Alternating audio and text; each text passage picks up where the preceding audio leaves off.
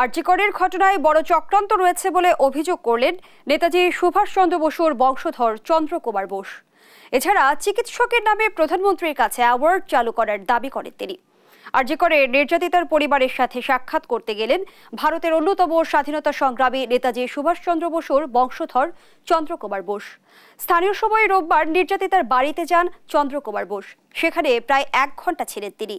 আরজি করে যে ঘটনা ঘটেছে সেটি সাধারণ ঘটনা নয় এবং এর পেছনে অনেক বড় চক্রান্ত রয়েছে বলে সাংবাদিকদের বলেন তিনি। এ সময় প্রধানমন্ত্রীর কাছে মৃত নারী চিকিৎসকের নামে কর্মযোগে অ্যাওয়ার্ড ঘোষণার দাবি করেন চন্দ্রকুমার বোস। এই যে আরজি কর হাসপাতালে যে ঘটনা ঘটেছে এটি সাধারণ ঘটনা নয়, এর পেছনে অনেক চক্রান্ত রয়েছে।